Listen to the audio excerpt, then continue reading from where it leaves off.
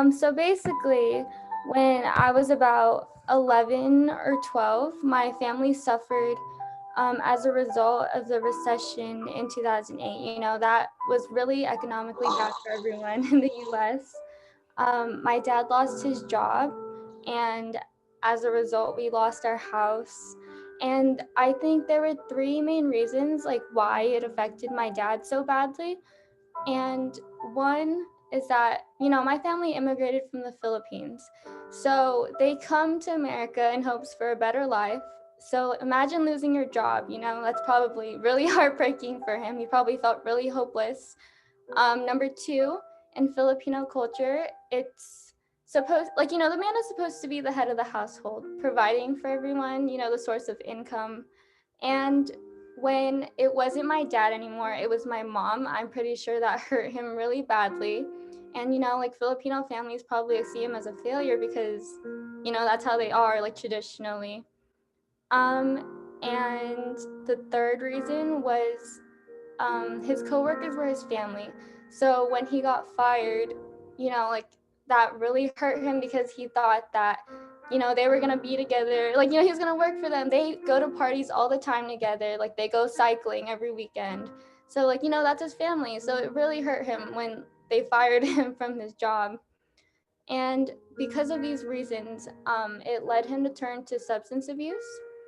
And I just think, you know, it's not his fault. It was too much for him to handle. And he was also diagnosed with bipolar depression. So, you know, there's multiple reasons why people start getting addicted to substances. But like for my dad specifically, he had like a mental health issue going on. Other people can just like start using it and seeing how like it makes them happier and they just get addicted. Well, at first I was really angry with this. You know, I was young, I didn't know what was happening, and I just like was really hurt, and I was like, why would you do this to our family, you know?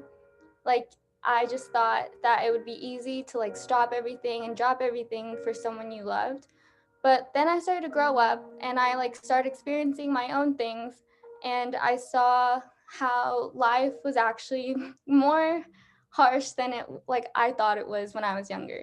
And I started seeing all these things and I started to understand my dad even more and like understanding where he's coming from, because it's really hard to live in a world where everything just like crashing down around you. You know, the world's really chaotic. And, you know, this went on for 7 years of my life until 2 years ago. His body finally succumbed to the effects of using substances. And, you know, I remember being like in the dorms at UCR.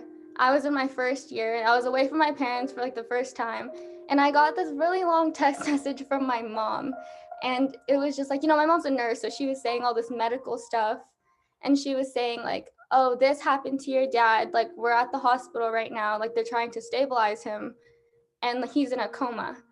And so, like, I just thought like that was the end. You know, like my boyfriend took me to the hospital after, and we like sat there waiting for like results. But miraculously, he survived, which is really good. But it wasn't until then that he started to go take classes for like substance abuse. And I that just makes me really sad because I know that I could have prevented that. You know, like someone could have like done something to help. So thank you so much, Nicole. Um, but yeah, that was like really hard for me. And, you know, he was in the ICU for heart failure, kidney failure, and liver damage. And that just goes to show the extent of what using substances can do to you. And, like, I know he wanted to stop, but, you know, when you're addicted, you can't. Like, it's really, really hard for you to stop. You go through withdrawals, you go through all this stuff, and it makes it really hard for you to stop. So, you know, after like dialysis for his kidneys, you know, he had so many toxins in his kidneys, he had to put in new blood to take out the old toxins. So after that, like he started like recovering, and now he's a lot better than he was. I really wish I could have helped him, but instead of dwelling on the past, now like I decided to join this program because I want to educate myself on like circumstances like this, because honestly like it could happen to anyone. Like my life was really perfect before all of this happened. So you know, like you just don't know like who it's going to happen to, your friends, your family. And I just think it's really important to know what to do, because I wish I knew what to do, you know.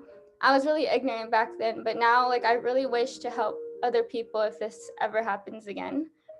But yeah, I mainly wanted to show what um, substance abuse could do to you and your family and to your body as well. You know, my dad still suffers from what he had done back then. Like he still has a sensitive stomach. He can barely eat. He is taking so many pills every single day to stay alive. But you know, we're happy. And honestly, like I just want everyone to achieve that happiness. So yeah. Okay, so enough about that. I'm so sorry guys. That was really deep. So I'm going to share with you guys this painting that I did.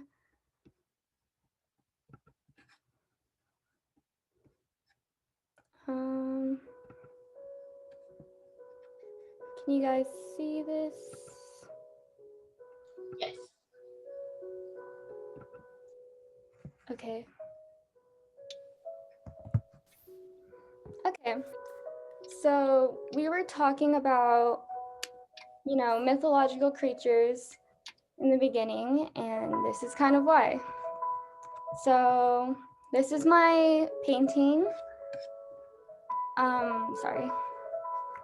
So why did I paint this painting? Well, I wanted to do a painting because personally I think it's the best way to, you know, express myself. And, you know, I love art. I think that's the best way to express yourself. And my favorite kind of art is painting. And I think it's really relaxing, it's calming. And, you know, like you don't have to be the best painter, but as long as it calms you down, like I think that's all that matters. And if it makes you happy, you should do it. So I had to incorporate Filipino culture into my topic, which is substance abuse. And I chose to do the mythological creature, the Aswang, and that's why we were talking about it earlier. So Aswang are described as shape-shifting evil spirits in Filipino folklore. This includes, you know, vampires, witches, beasts, stuff like that. They're the subject of many myths, stories, arts, and films in the Philippines. You know, like we were talking about, like those movies that they always have, the stories that we grew up on. Um, they're most commonly associated with the province of Capiz, and my family is from Rojas City, Capiz. So, you know, I grew up with all these stories all the time, and I just think it's really interesting to hear about all this stuff.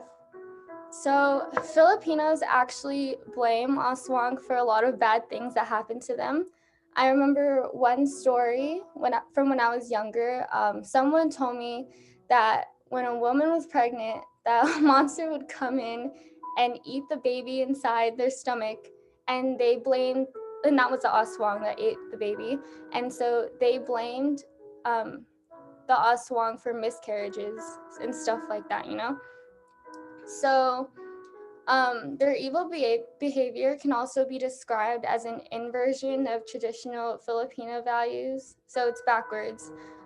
For example, the Aswang won't hesitate to kill, like, you know, their brothers and sisters, which is an inversion of traditional Filipino values because, you know, we value family and kinship, like, we hold those dear to our heart. And they're also lewd in behavior. So they show, you know, like their genitals, like their stuff, like their whole body. But in Filipino culture, it's traditional to be modest and, you know, conservative. But yeah, in this painting, I drew the Aswang in these corners over here. It's kind of hard to see, I'm so sorry. But yeah, they're over here in these corners. And I wanted them to represent the demons that people face, or the temptations of substance abuse. So I think that the Aswang are really deceiving. You know, they could be, it could be the person next to you. Like that could be an Aswang, you wouldn't even know. Which is like how people think that it's okay to abuse substances because it helps them. But honestly, like it just, yeah, like yeah, you'll be happy for a little bit, but then you have to go back to reality, and then you have to repeat the cycle all over again, you know? Like you feel sad again, and then you have to take the substance, and then it's just a constant cycle of substance abuse. And in the middle, I painted people hugging one another in the center with yellow kind of surrounding them. And the yellow represents light. And so I think that one person can make a really big difference in another person's loneliness. And this can really help prevent substance abuse because, you know, people who abuse substances, they don't have anyone telling them to stop. Like they probably do, but honestly, like multiple people, you can like help someone just by telling them, being there for them, and letting them speak to you. Because if you talk to someone instead of keeping things in your head, you can relieve how you feel, and that mentally can help you so much. I don't think you guys understand how much it helps just to talk to people about how you feel so that they can understand you as well. And the Aswang are also afraid of light. So these are like, I just like zoomed in on it. I don't know if you can see it, but when the light reaches the Aswang, they start burning away. And I feel like this painting itself can just, you know, like one simple touch, one show of compassiousness. I don't know. I'm sorry, I can't talk right now. But one act of kindness, one act of compassion can just help someone go through like the demons that they're fighting, and like it can help them bring light to like the world that they're in. Because you, like, just like the story I just told you, you don't want to wait until the last second to help someone who's in need. And you know, you don't want like a life-changing near-death experience to help someone. Like I think you should do it right away because it can prevent so much, and you know, they could live longer and you can help them. So yeah, thank you so much for listening to me, guys. I'm gonna look at the chat. Oh, you guys are so kind. Okay, thank you guys. Do you guys have any questions for me?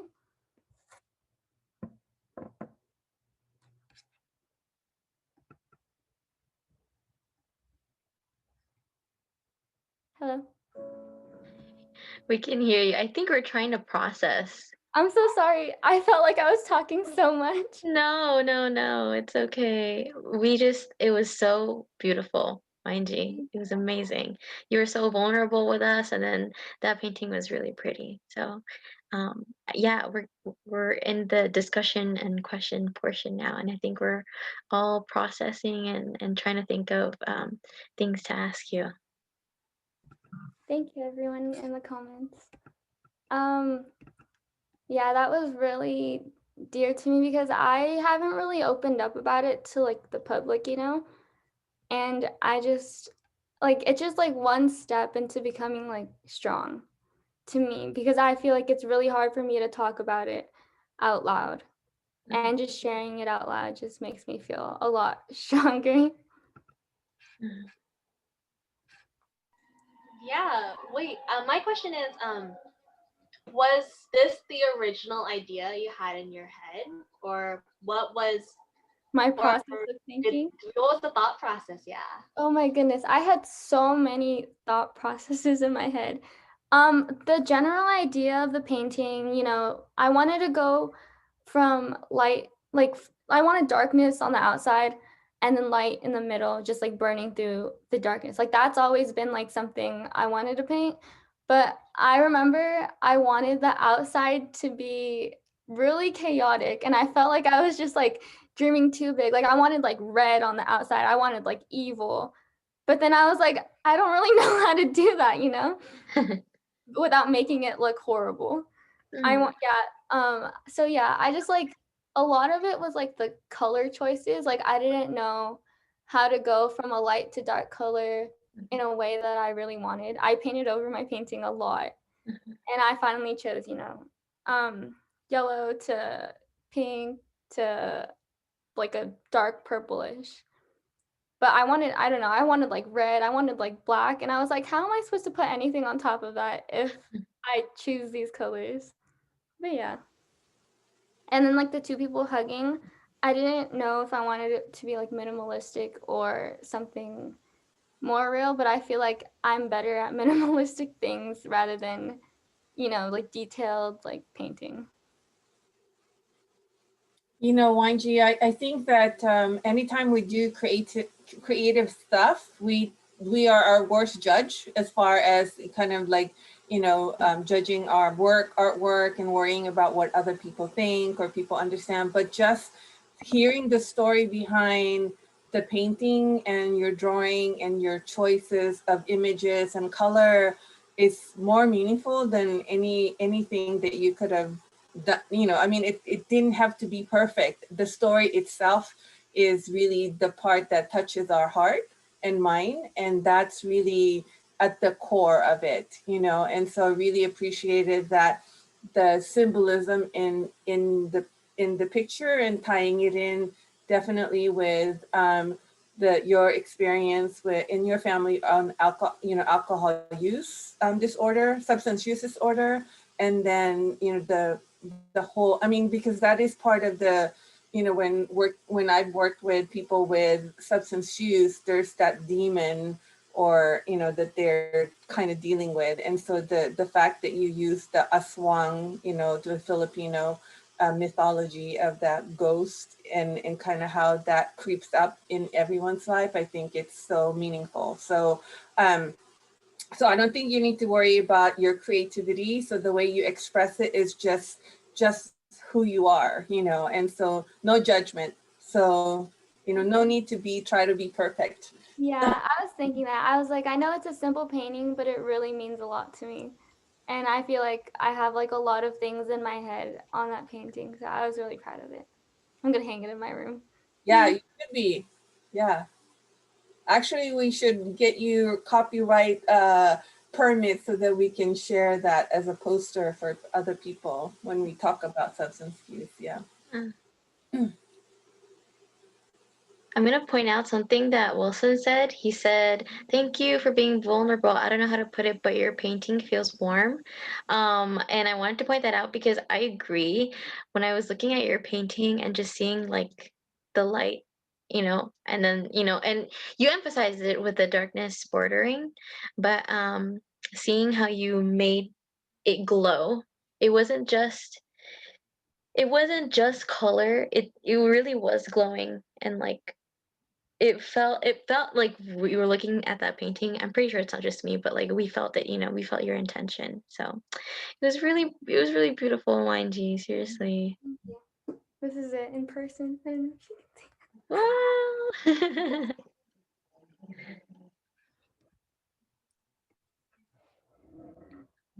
okay, does anyone else have any questions?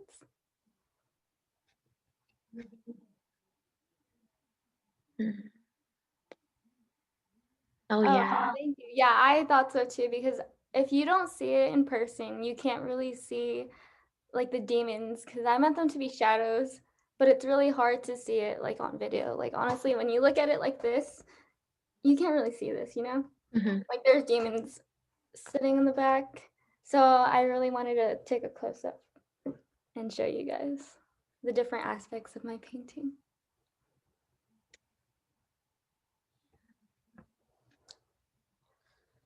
Do you think when people look at your painting, do you think they'll have the same interpretation as you when, like, when you were making it?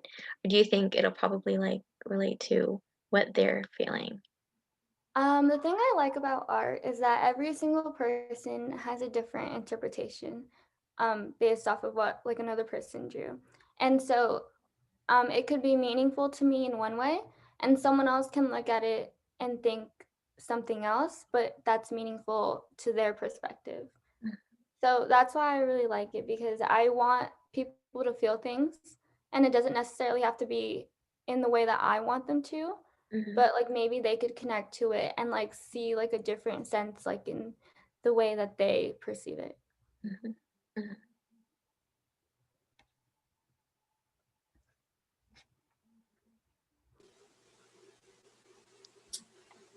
Wanji, I have a question. Since one of the areas that I'm interested in is how shame shows up in the Filipino community, in the Filipino culture. So I was curious in terms of how your parents and yourself, your whole family dealt with, that whole shame. And like, because you mentioned it earlier, and kind of coming to terms with letting go of what other people think and just really focusing on yourselves, your family, your well-being, and not worry about, like that whole hiya, which is the Filipino word for shame, right?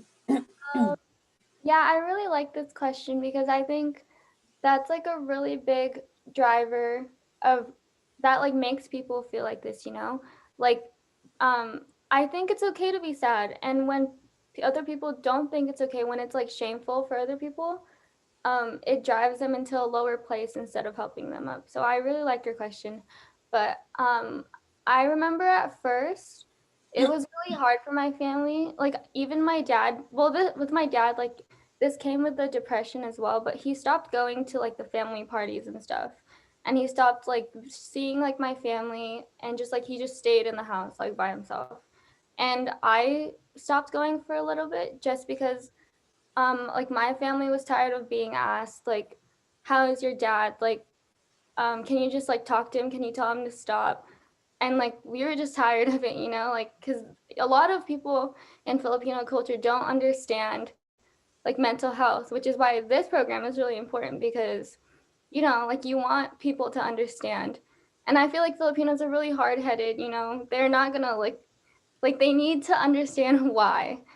And I think as time went on, like my family started to understand, because we started dealing with it privately, like as an immediate family, and it started having positive effects like outwardly. And so, yeah, that's how we went through it. But honestly, like my family got a lot closer. And now like my family's like extremely close. So, yeah, I'm happy I went through that. Thank you.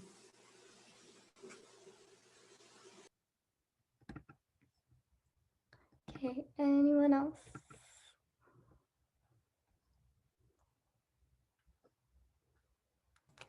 I did have a question. Is my mic working? Yes, it is. So this is an interesting thing for me to think about, like the Filipino shame kind of. Of course, I experienced it, but oftentimes my stereotypes of Filipino culture are shaped by my experience of my own family. And I realized as my experience with other Filipinos have broadened, especially with Facebook, and I could post stuff, and there's people in the Philippines are like, no, it's not really like that. That's you. That's you and your family. That's not everyone else, or maybe a particular tribe or whatever it is, but not in this town or this. Um, so I guess my question would be, knowing what you know now, insights, being on the other side of sort of recovery. Well, not you personally, but you know what I'm saying. Yeah. There's a lot of uh,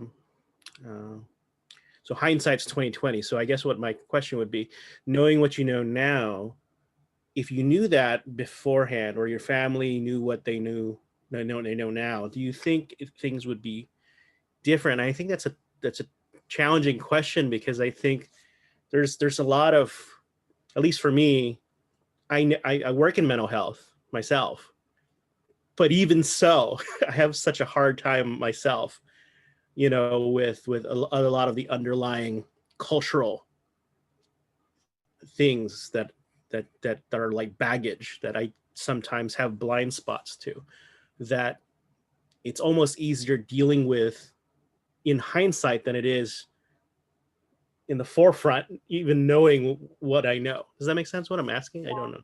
I understand.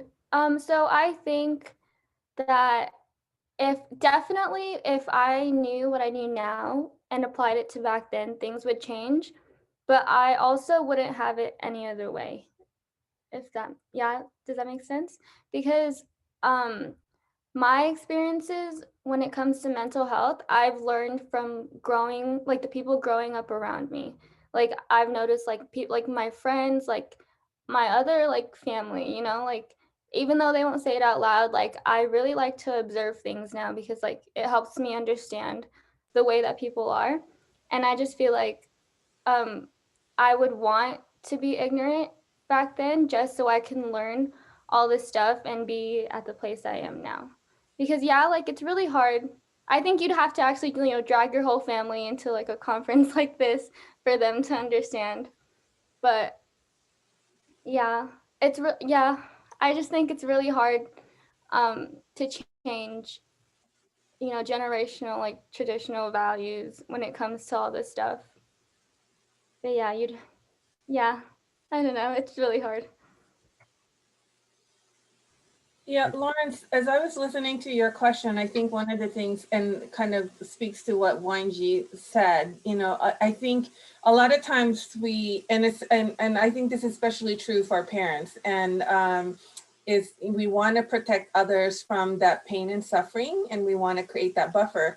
But the paradox of it is that some of those pain and suffering that we do experience is part of our growth, and part of like what Wanji was saying, you know, now that, you know, one of the positive things that came out of that, they're closer as a family. So there's some of those things, you know, again, the paradox is what else is also true, you know, when you experience these type of things, is that, you know, could, you know, having a little bit more knowledge could have reduced some of the pain and suffering that they experienced, but that same pain and suffering they experienced, they also learned a lot from that and grew a lot from that. And then the relationship improved, you know, so it's like, it's a balancing act, really, you know, it's hard. So we can't really buffer everyone from a lot of those things that happen and bad things that happen. Like right now, you know, COVID-19, it's like, how do we put, you know, you can't protect people from that, but then now how do we help them, you know, stay resilient and kind of deal with all of that, and grow from that experience. I think also like some things that I've shared when they've asked me to be on some panels representing Filipino culture, and I almost feel like I'm not necessarily qualified because I don't know to what extent my experience represents Filipino culture, or even a sliver or slice of Filipino culture, but at least with what I understand about it, especially as it intertwines with the Catholic tradition, right? For those, I mean, of course, the vast majority of Filipinos were at one time Catholic, right? And so a lot of that shame, I guess, that Americans talk about, Catholic shame, right, is multiplied exponentially with Filipino shame, right? And so, but not just the shame piece of it, but there is legitimate traditional Catholic theology which understands suffering as redemptive. And so, but oftentimes when you're socialized in that Catholic culture, it's not understood in its theological um, depth necessarily.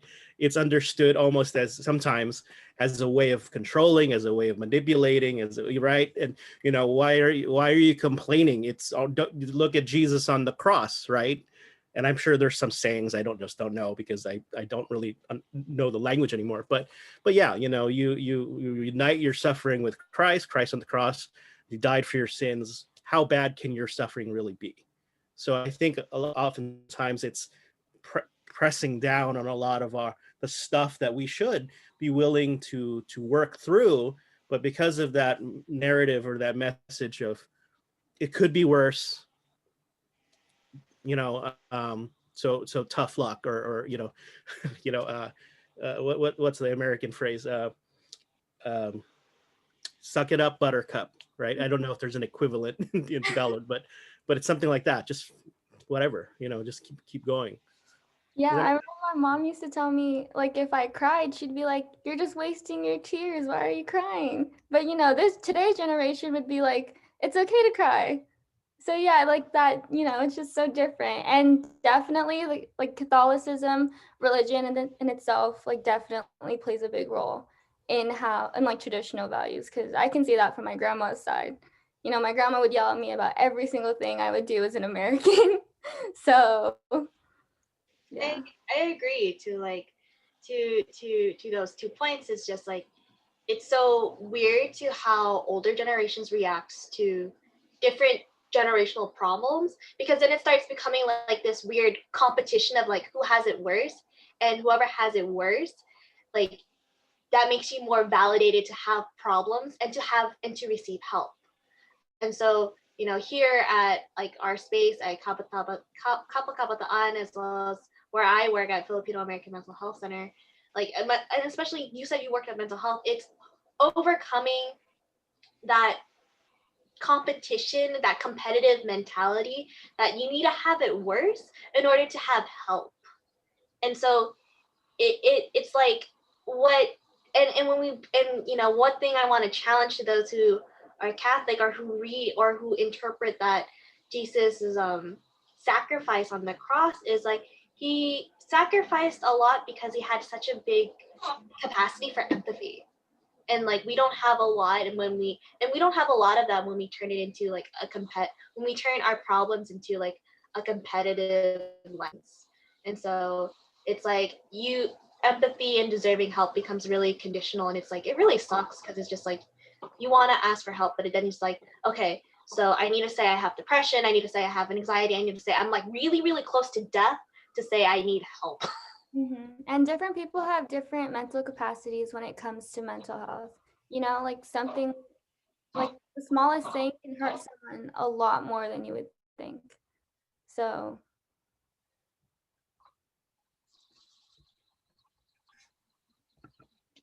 okay. Thank you everyone for listening and having this discussion. It was really eye-opening. Thank you, YG. We loved your presentation. But at this moment, we're gonna go ahead and take a quick 5-minute break so we can go to the bathroom, get some water, maybe process a little bit. And then when we come back at 55, we'll go ahead and go into the substance use presentation. But yeah, so let's begin our break. Nico's gonna DJ for us. Yeah, cool.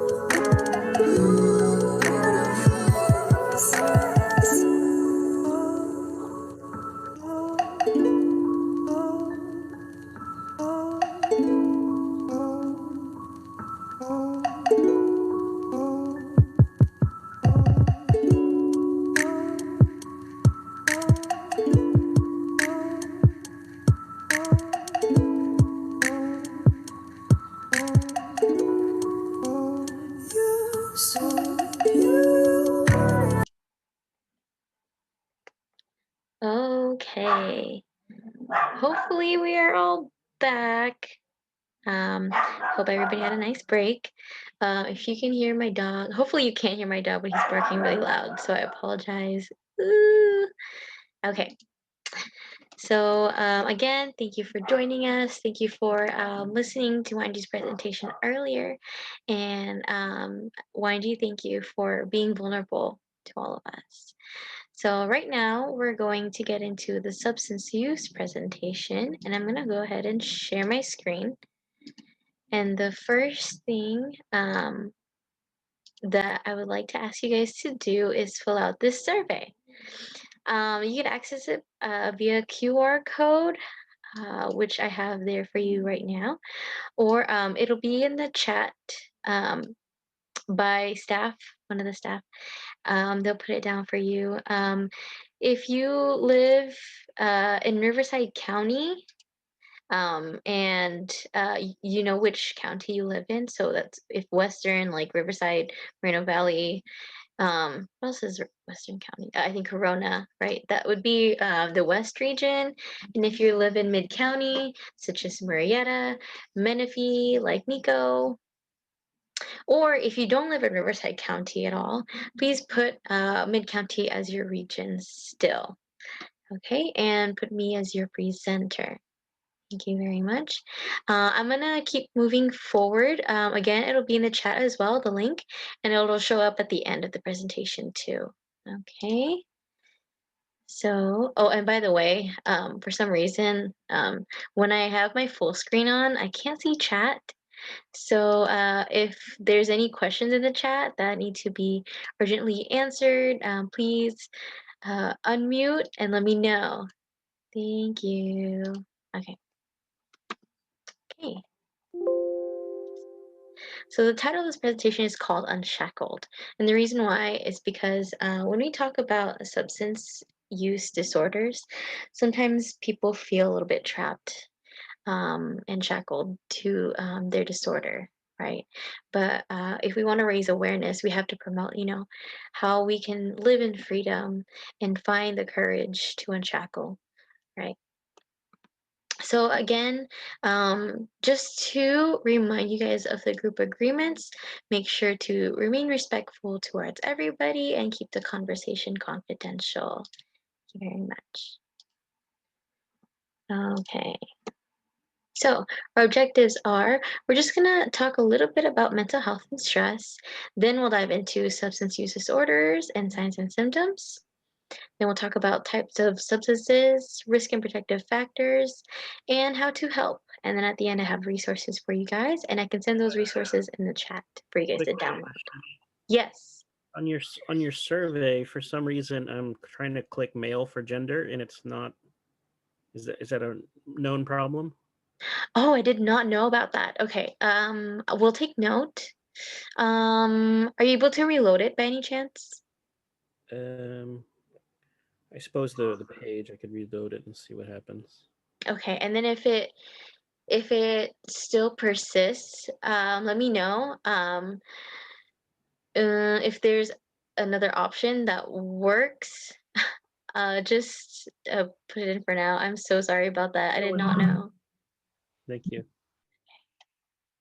Cool, thanks. Okay, so let's get into mental health.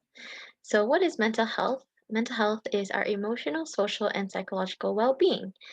And yes, it is just as important as physical health to lead a full and active life. Sometimes when people think of health, and when they say, I want to be healthy, they think of, oh, it means I'm going to diet, I'm going to exercise. But to really care about your health, you also have to consider mental health, right? If you want to maintain overall wellness, you have to commit to taking care of both your physical health and your mental health. Because when we talk about mental health, it's also your ability to enjoy life and achieve balance, adapt to and recover from difficult experiences, feel safe and secure, and achieve your potential. Okay. Now, what happens when mental health starts, wavering a little bit? Well, that's stress. And what is stress and how does it affect us? Well, stress is how our brain and body respond to any demand or challenge, such as work or school demands, a significant life change, or a traumatic event. When we experience stress, what that looks like is sometimes we have faster breathing, or we might have sweaty palms, increased heart rate, or tense muscles. Now, normal, quote unquote, normal stress can be a one time or short term occurrence, meaning, let's say that you are experiencing stress due to deadlines, right? So you undergo a lot of stress because you have to meet your deadlines, you have to turn in some project or some homework. But when you turn it in, some of that weight and the stress goes away, right? Some people, though, they might need more time for the stress to feel lifted, while some people might recover faster, and that's normal. However, when that stress doesn't go away, and it keeps happening all the time, it becomes long term chronic stress. Now, with long term chronic stress, our body doesn't return to normal. So now it's more than just the physiological symptoms that I said before. Now, instead of just, increased heart rate, suddenly, our immune systems, or sorry, our bodily systems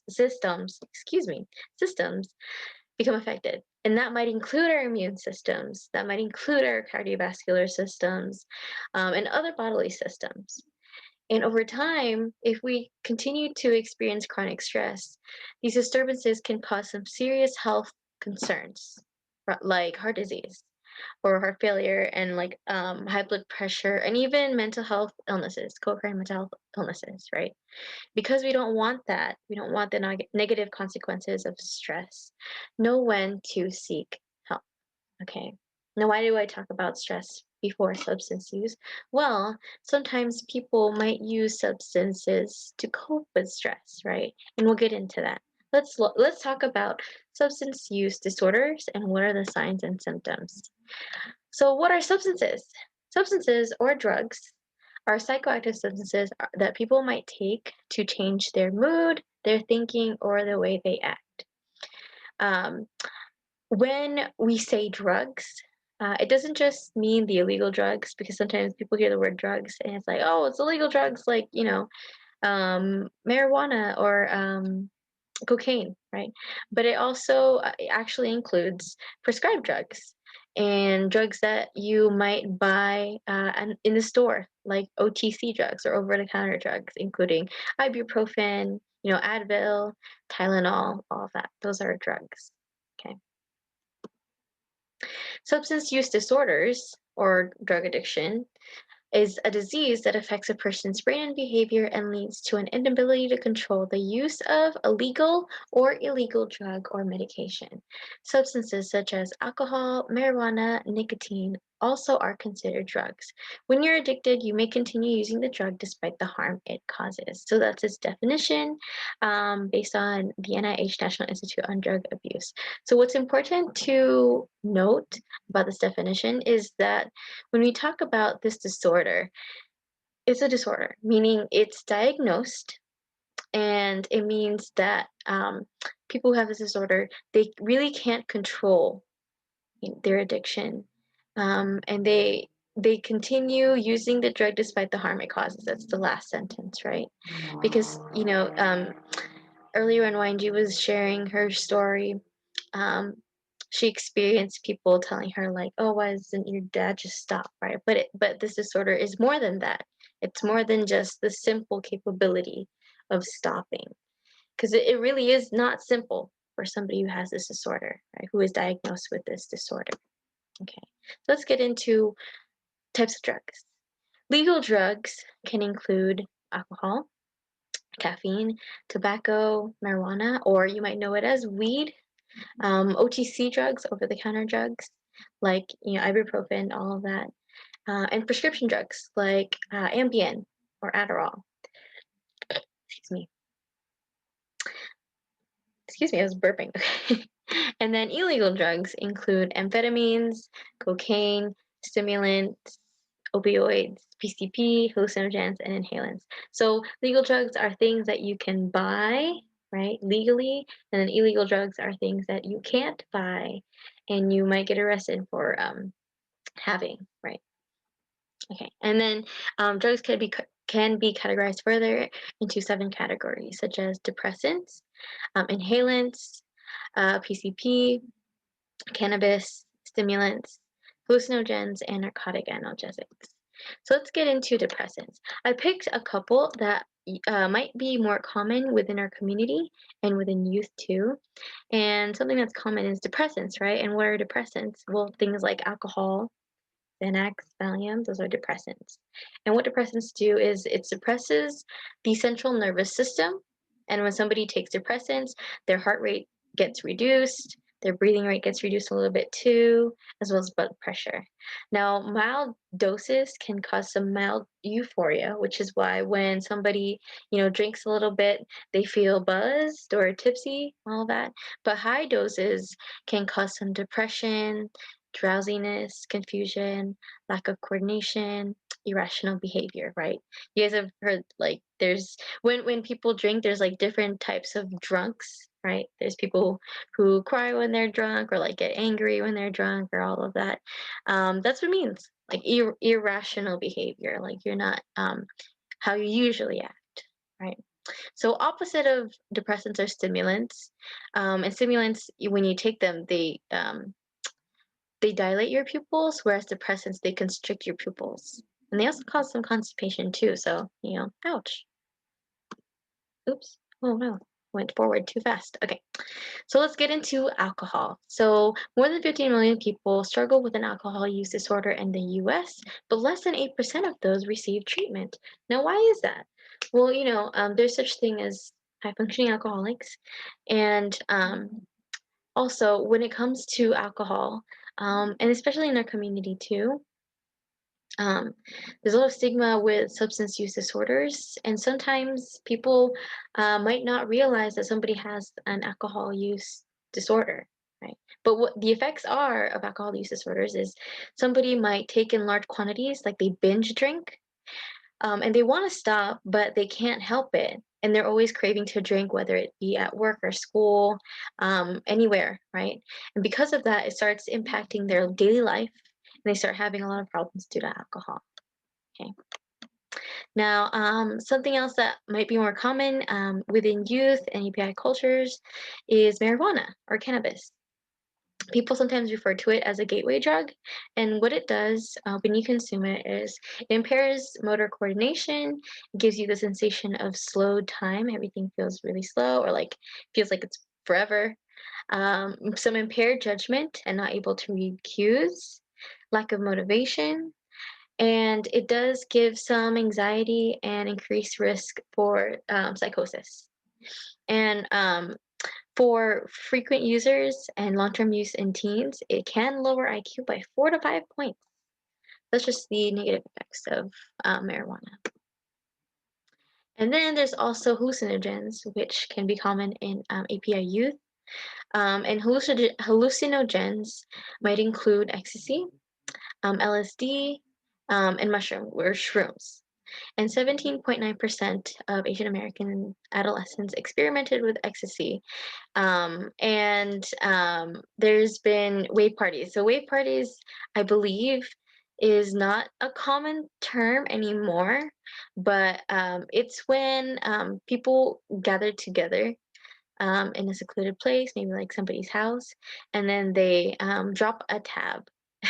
Dropping a tab means they all take LSD all at once. So that they can feel like the effects of LSD. If you guys are not familiar with the effects of LSD, it's like vision gets distorted. There's like patterns in your vision and all the walls, yeah, and everything looks wavy. That's why they call it wave parties. And by the way, I believe ecstasy is classified as hallucinogens, but it also fits under stimulants too. But long-term effects of having hallucinogens is people have difficulty with speech and thought. They might have weight loss. They might experience depression and some memory loss too. Okay. Okay. And lastly, stimulants. And what stimulants are substances that might make you feel like everything's really fast or like you're very vigilant of everything. You're very alert. And the most common stimulant people might think of or might not be aware that is a stimulant is caffeine, which is found in coffee and tea, right? And soda too. Don't quote me on this. I believe I heard it a long time ago, but caffeine is like the number one addiction. Maybe it's that, or its phone usage. Don't quote me on it. But other stimulants include cocaine and meth. And there are other stimulants I can think of. Cocaine and meth, and then earlier I said ecstasy too. And stimulants dilate your pupils, and because it makes you vigilant, you might not experience sleep for an extended period of time. And it does create anxiety, which is why when you drink like coffee or like things with caffeine in it, caffeinated drinks and stuff like that, you feel like jittery, and that's because they're stimulants. Now, long-term effects of using stimulants is somebody might get extreme weight loss. They might have reduced sexual functioning, gastrointestinal problems, muscle deterioration, chronic exhaustion because of the vigilance and the energy, right? Cardiovascular damage, delusion, seizure, and paranoia. But, those are the negative long-term effects. Now let's talk about risk and protective factors. What might make us feel shackled versus what frees us? Okay. Now, when it comes to risk factors for substance use disorders, these are factors that make it more probable. There we go. Yeah, more probable for someone to develop a substance use disorder. And there's three types of risk factors. There's genetic risk factors, psychological risk factors, and environmental risk factors. Let's take a look at genetic factors. So genetics account for about 40 to 60% of the risk of somebody developing substance use disorder. That's because genetic factors include family history of addiction. So if there's somebody in the family, whether it be immediate or even extended, family members who have had substance use disorders, that might put somebody more at risk for developing substance use disorders. And there's also prenatal exposure. And what prenatal exposure is mothers who are pregnant and maybe they're suffering from substance use disorders, they continue to use substances while they are pregnant. When they give birth, sometimes you can see their children come out and they're shaking violently because their children had already become addicted because the mothers themselves were using drugs while they were pregnant, and then when they come out they're shaking because they're already experiencing some withdrawal symptoms. Okay. Other risk factors, such as psychological risk factors, include impulsivity or sensation seeking. So if somebody is more impulsive or they want to, experience new things or new sensations, the concept of substances might be more appealing to them. If someone has low self-esteem or they don't have much support or coping skills, they might go to drugs to cope, right? Or if they have co-occurring mental health disorders, they might use drugs to cope with that too. Okay. And lastly, environmental risk factors include things like stress, which, just like lack of support in psychological risk factors, somebody who is experiencing stress might go to drugs to cope, right? If they are feeling, the stress from pressure to succeed, or maybe they have financial difficulties, some relationship problems, maybe even immigration too. That might put them at risk for developing substance use disorders. Maybe they're going through the divorce or loss of a loved one, or maybe they have a tense home environment, or maybe they have had some trauma before, right? That might put them at risk for developing substance use disorders. Now, in young adults, there may be some more common risk factors that you might see. So for young adults, you know, in the previous slide, excuse me, I couldn't talk. In the previous slide, some of the genetic factors that we were talking about were like family history and prenatal exposure, right? But in adults, there might be, the biological risk factors such as hormone changes. And hormone changes might lead young adults to be more impulsive, right? Or might feel a lot more, become more emotional, and might turn to drugs to cope, right? for young adults, their psychological risk factors might be more common when it comes to their personality. If they are they have a personality where they might want to people please and be more prone to peer pressure. There we go. That's the word I was looking for. Peer pressure, right?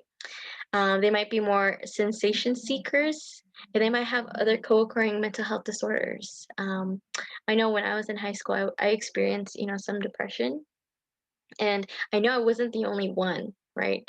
And so for other people who might not have known ways to cope, they might look to substances to cope, right? And other environmental risk factors that might be more common in young adults might be peer influence, such as peer pressure, again, maybe bullying, their home environment, and also social media and popular culture influence, because you hear and you see things on TV and videos about using drugs, right? And young adults are exposed to all of that. Now, when we talk about addiction or substance use disorders, it doesn't just happen on the fly, of course. It starts off with intoxication. Starts off with simple intoxication, okay? And then someone who becomes intoxicated, they think, oh, okay, this feels good. I'm going to do it again. But the next time they do it, they have to take a little bit more than last time. They have to consume a little bit more than last time to get to the same high that they had initially, right? And so that's when their tolerance starts to increase, right? And they like the feeling, so they want to do it again and increase their tolerance repeatedly, okay, until it becomes a physical dependence, until it becomes for them, they want to feel that way, and they can't feel normal unless they feel that way. So that's their physical dependence, okay, and they keep going through that, and then it leads to an addiction, right? They can't function without the substance. What are the effects of substance abuse? Well, so someone who has substance abuse has impaired control over substance. They can't control how much they take, even though they want to stop.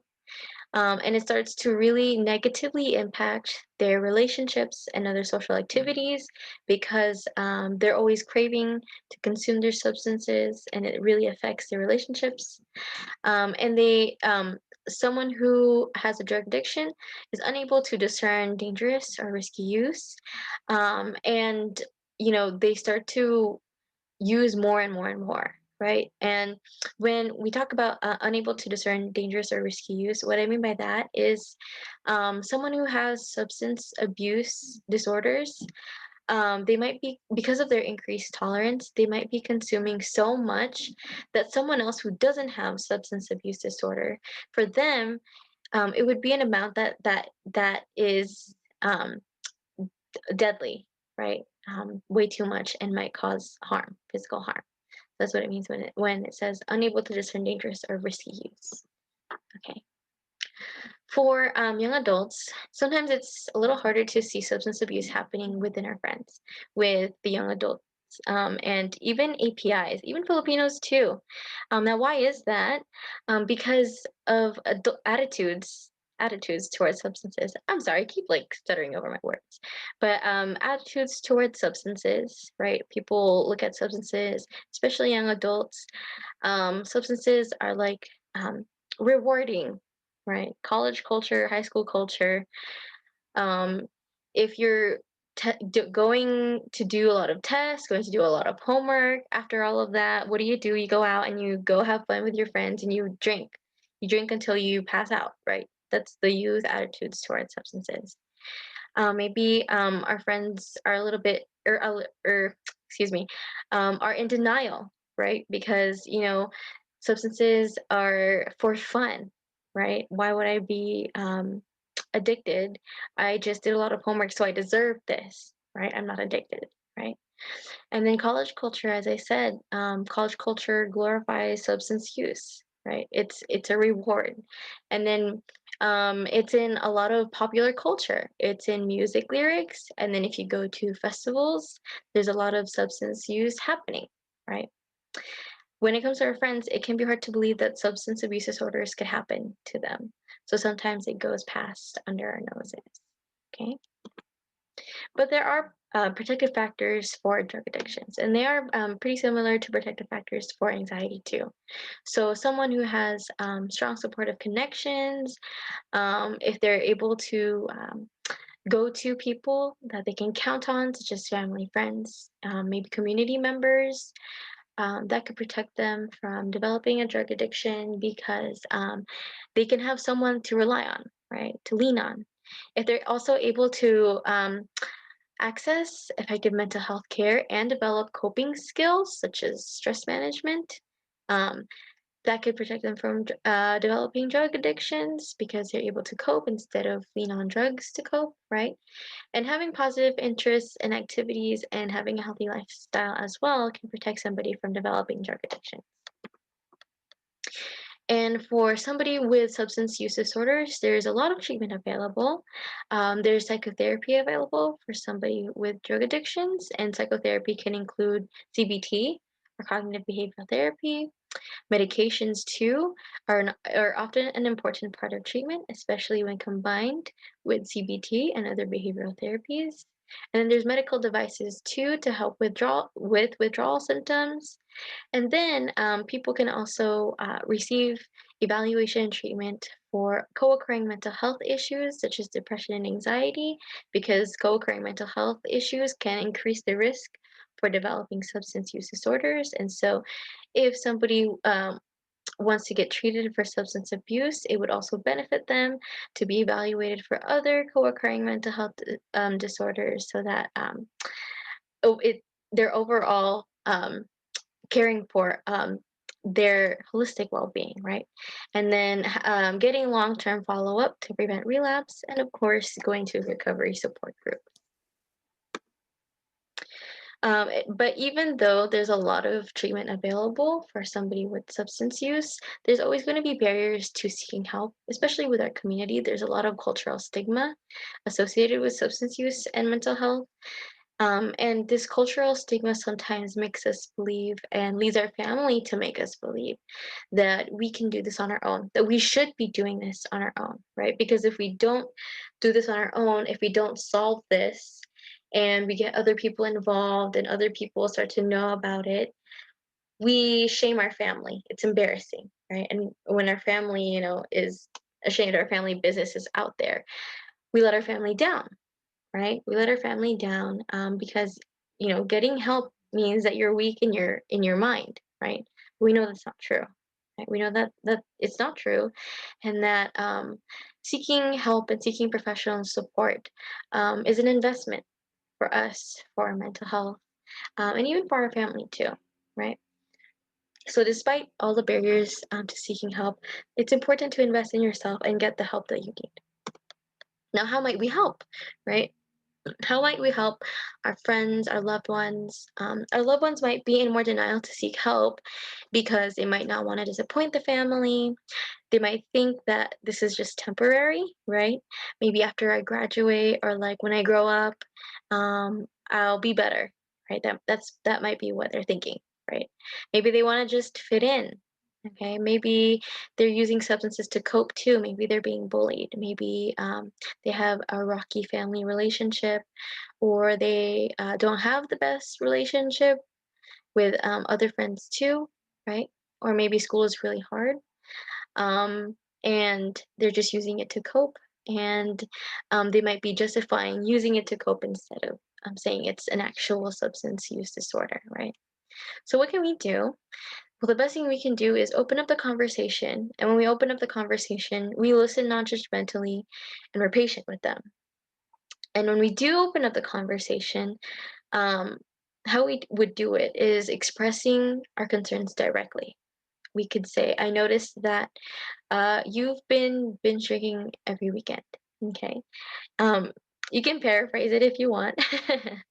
But when we open up that conversation directly, sure, we might face some, denial, some backlash, and it might be hard. But at the very least, we opened up that conversation and we get our friends to think about their behavior, even if just a little bit, Okay. We can also model healthy coping skills with our friends. And maybe when we model healthy coping skills, we're also providing our friends and loved ones with appropriate resources, resources such as professional help. And when they're going through the process of getting professional help and educating themselves on substance use disorders, we could join our friends so they don't feel so alone, right? And we can work out a plan to keep our friends and family safe and responsible too, such as modeling, no drinking and driving and all of that. And lastly, if you do have an immediate concern about your friend's safety, make sure to call 911 right away. And what constitutes immediate concerns? Well, it might be suicidal ideation or reckless behavior that could potentially put your friends and loved ones at risk or people around them. Okay, and that concludes the presentation. And I have resources for you guys, but I'll also include it in a file that I'll put in the chat. So here are some lifelines and another teen line, as well as a line you could text. It does say Riverside County, but I think that you guys could call anyway. And other lifelines. And then we have a counseling center in Moreno Valley. We accept IHP and Medi-Cal, and we provide services in Mandarin Chinese, English, and Spanish. And then our mental health services are provided for youth as well as older adults. Here's some more resources that you can visit online to learn more about substance use disorders. And then apart from our substance use disorder a workshop that we're having right now, we also offer other free wellness workshops. And then, of course, we have a parenting course available for Asian American parents of children ages 6 to 17. This is only offered for residents of Riverside County, and we do have this available in Chinese, Korean, Tagalog, and English. And on screen is some of the stuff that we learn in the class. Here are more additional resources in Riverside. There's a family advocate program in the Mid-County region as well as Western region. And here's some mental health urgent care centers. It's really handy having this in your pocket, by the way, mental health urgent care centers. And then other resources you can visit online. And that concludes it. Thank you very much, everybody. This is the last survey that I'd like you guys to complete if possible. Again, you can access the QR code or the link on the screen right there. Again, if you live in Riverside County and you know which region that you live in, please fill that out. But if you're not from Riverside County, please do us a favor and put Mid-County region. Okay, I see Nicole has put it in the chat. Thank you, Nicole. And if you missed the first one, here it is.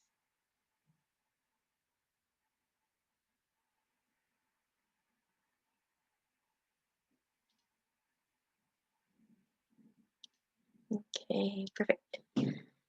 So I'm gonna stop sharing and then I'm gonna open up the floor now for questions. Questions or discussion. So the first one, you were the presenter for both. You wanted us to put in the survey. Did I hear correctly? Yes. Okay. Thank you. Thank you. I did have a question also. Does the resource center have you guys done some kind of, I don't know, like a quick short YouTube video of like mental health or cultural stigma related something that you can be shared on YouTube, on Facebook or something like that, just to get, I don't know, like whet the appetite. It might be daunting for those who you're heavy on the stigma, and it's like a long presentation. You know what I mean? Like something that whets the appetite to point to the website and then see other presentations that you guys have. Does that make sense what I'm asking? Yes, you know what? I was actually watching it the other day. So yeah, APCTC has one. I'm gonna let's watch it together. It's a minute long. As far as I'm concerned, for the mental health, for the resource center in Moreno Valley, based on our limitations, we do not at the moment. Yeah. I'm sorry, but APCTC is really good. They have we partner with them a lot. Okay, so I'm gonna play this. I believe this is what you're looking for. Okay? Okay. No.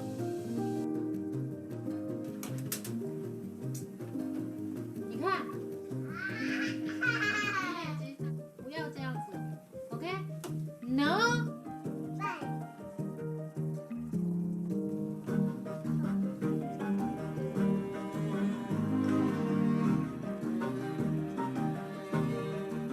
So silly.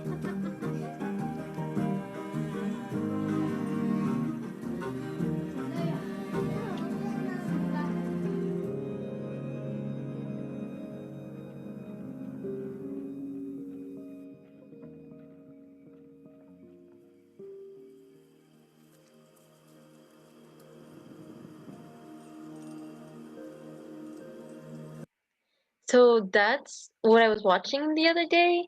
There are other videos on the APCTC YouTube. And like in May, we did a few series on suicide awareness. But if you want to take a look at that, you just search APCTC on YouTube and then scour through the videos if you'd like. Oops, APCTC. There you go. Hey, thank Yeah. you. I wrote it down. I think it's sorry, let me put my camera on so it's not so impersonal.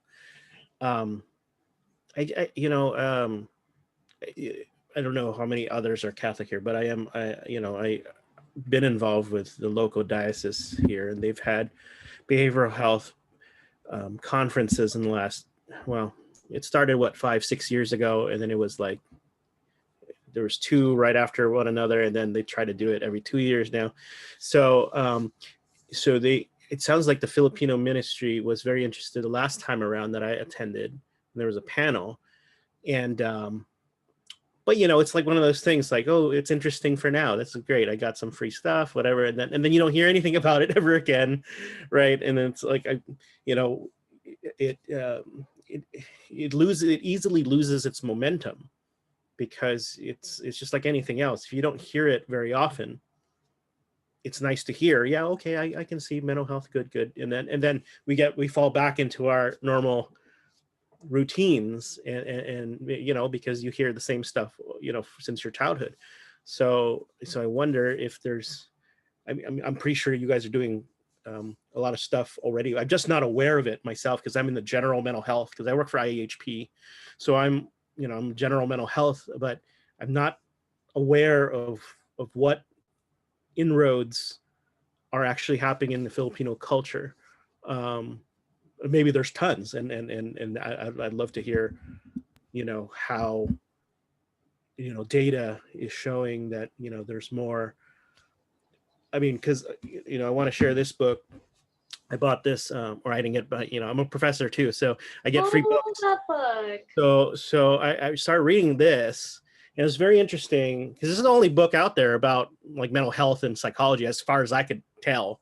And basically, the point of this book is to say there isn't enough information out there. There's nobody studying Filipinos, because we usually get lumped in with API. And that's well and good, but the point in one of the chapters here is we're so different from the other Asians in terms of culture, right? That the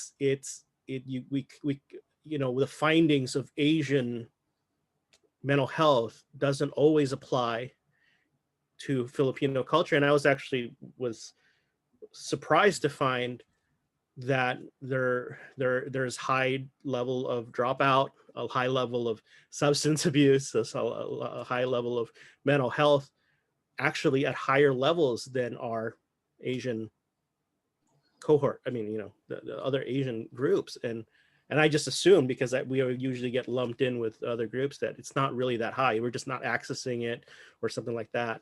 And there aren't too many mental health Filipinos going into getting their masters and becoming therapists or whatever. I mean, I recently Googled or whatever, the closest Filipino therapist was like in Chino, and they're the only one. No, none of them are here. I mean, you guys are in mental health, but I mean, it's like, the ones, getting reimbursed, or at least the ones advertising on Psychology Today. There aren't too many. So I don't know. I don't think I had a specific question, but I had a lot of things on my mind. But what you're talking about and commenting on, it's incredibly real. I know that, like, that's by Kevin Nadal, right? No. Yes. Oh, yes. Yes. Okay. Because I went to a conference on Filipino American psychologists, and the whole mental health study on Filipinos is incredibly new, and not in the sense like no one hasn't studied it before, but we didn't have the ample amount of manpower, psychologists, clinical licensed like people to really study all of that. It was usually all as you said, it relegated to like East Asians that don't really look like us, and like we're more reflective in South Asians like mental health and community and trauma and mental health. But no one really studies us because like our field, our people, the numbers is incredibly smaller than you would think. Like I went to the conference and the numbers are just around 100, and they said, oh, this is a great improvement from last year, and I went this year. And I was just like, oh, what was the numbers before? And even then, like when you're talking about the therapist, I remember I went to a therapist once. I went to therapy. I used therapy like in undergrad, and I gave up knowing as I walked through the door, because when you go get to like a therapist, they do an intake and then they ask you what kind of therapist you want. So it's like a quick Zoom speed dating kind of thing. And I gave up knowing like I'm not gonna be able to be screened by a Filipina therapist. I won't be able to see any of them because it's really small. Like what's the possibility of finding one? And so I gave up knowing that, and like when I went through the door, they were like, "Oh yeah, we have a lot of like Asian American like therapists," and I said, no, I'll get the Latino one," because it was more reflective in our mental health.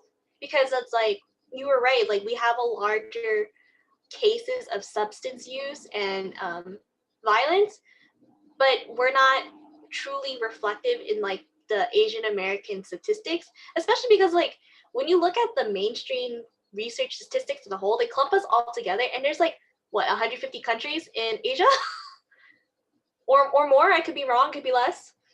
And it's like they clump us into these small numbers, and they're like, oh yeah, Asian Americans, they're fine. We don't need to give them resources. We don't need to give them money, model minority myth or whatever. Like, they're doing great on education. They're doing great in their careers, doctorates. They're looking good. But it's like, when I stepped into that conference of 100 people, it gave me a slap in the face of like, okay, if this is 100 people, where's the 100,000s that, it's an Asian American and white psychologist and Latina psychologists? Like, why aren't our numbers reflected like the same way they're being reflected? So. You want to pop onto that? Yeah, that's true. Yeah, I think it's because I was in a meeting with San Bernardino County, so you guys are Riverside. So, but they both operate similarly, right? So they have a cultural competency in San Bernardino. Well, they have a monthly meeting of like let's improve our system of care, whatever it is. So it's one of those kind of meetings, right? And then the topic came up. Most of the topics are irrelevant, so I'm just listening to it. And they had talked about, the numbers and how to improve the Latino,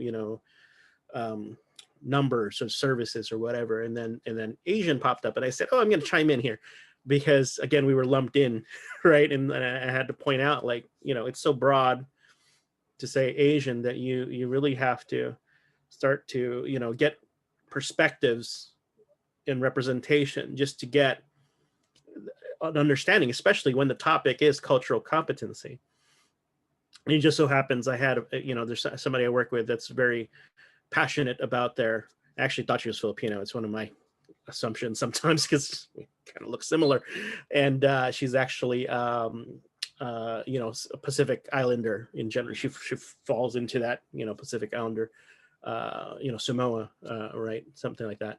And she, so I linked them up so that she can give perspective. So she's going to speak at their cultural competency thing that happens, and I don't know if Riverside does something like that, like a regular cultural competency, but sometimes these administration folks are so high level and they're made up of certain demographics, as you would know, as you would imagine, that, they know in their mind intellectually, diversity, but they don't really know because they only see numbers, they see pie charts, they don't see the experience of the people necessarily. So, any opportunity that Filipino representation can be in those behavioral health commissions or the adult system of care meetings, that it's open to the public, right? And then children's system of care. Actually, who did I meet? I met at the children's system of care, Nicole, right? That's where I met you, giving a presentation a year and a half ago or 2 years ago, right? So, but all the other systems, I hardly ever see even Asians in general. I'm the only one, and I can't say much because I'm not community representation, right? I'm IHP representation. So I have to be politically neutral to a lot of things. So, anyway, I'm just on a soapbox. I'm sorry. I agree, Nico, and I agree, Lawrence. It's hard, and it's like, we do these workshops. We try to do them as much as we can to promote to Filipinos, and sometimes we even broaden the scope so that a lot of other API can join. So we have all these workshops, but even then it gets hard to invite other fellow community members. And then I'm actually going to use this time to segue into promoting our workshop tomorrow, because we have one again tomorrow if anybody would like to join. Tomorrow we have Elaine's going to present on anxiety, and she has a wonderful poster that she'll also display. Elaine, do you want to talk more about your project? Just a brief overview. Yeah, so basically my project is a poster and it's about the Philippine American War. And it tells about, like, the art reflects anxiety and how it affected the war. Thank you, Elaine. And so if you're interested, it's tomorrow at 3. The registration, or sorry, not registration, the actual Zoom link is at tinyurl.com/matapang2020, or you could input the Zoom ID. We can email that to everybody. And if you need more information, please contact Nicole. She'll be co-presenting with Elaine tomorrow. I'm gonna stop sharing. And then we also have upcoming workshops on this Saturday and Sunday, next Monday. And the last one, I believe, is next Friday. But all of that can be found on our Kapwa Kabataan Instagram. Nico, could you add our Instagram in the chat for everybody? So if you want to see our flyers, our events coming up, please follow us on Instagram there and check it out. What else? Oh, and if you're interested, please come to our showcase, which is all of our couple volunteers showcasing their project that they've presented this month and last month too. They've worked really hard, and so we're going to present them. And then that's also when we pick scholarship winners too. Yeah. So, with that being said, I hope you know, as we continue to do workshops, we can get more traction in the Filipino communities, even if it's just in Riverside. And then we can also compile more resources too. We can, get more mental health workers such as you, Lawrence, to come, join our workshops and network with us, right? Yeah.